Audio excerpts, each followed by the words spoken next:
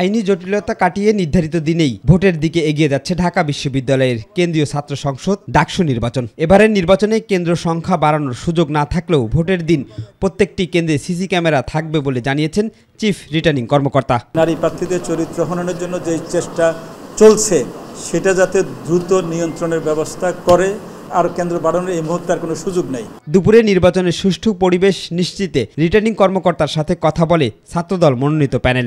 9 September Dhaka বিশ্ববিদ্যালয়ে অনুষ্ঠিত হতে যাচ্ছে যে ডাকসু নির্বাচন 2025, সেটাকে সুন্দর, সুষ্ঠু, নিরপেক্ষভাবে অনুষ্ঠিত করার জন্য আমরা নির্বাচন কমিশনের সাথে আমাদের যে আলোচনা সেটা আমরা তুলে ধরেছিলাম। বৈষম্য বিরোধী শিক্ষার্থী সংসদ প্যানেলের ভিপি প্রার্থী আব্দুল কাদের অভিযোগ করেছেন, এবারের বিশেষ গোষ্ঠী ডাকসুকে বানচালে ষড়যন্ত্র করছে। যেটা বৃহৎ একটা শক্তি, বৃহৎ একটা রাজনৈতিক শক্তি, তারা আবারও ডাকসুকে বানচাল করার জন্য তারা উঠে পড়ে লেগেছে।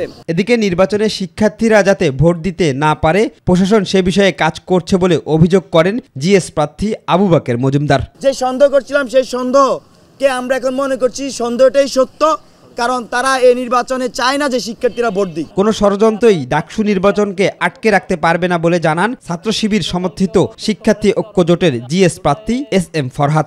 আমরা সবাই মিলে একটা সুস্থ কম্পিটিশনে আসি, সবাই মিলে সবার কথাগুলো, যার যার কথাগুলো বলি, একে অপরের ভুল থাকলে সেটি ক্রিটিসিজম করি। এদিকে নির্বাচনের বাধা কাটিয়ে সর্বোচ্চ আদালতের রায়ের পর উৎফুল্ল ভোটার ও প্রার্থীরা।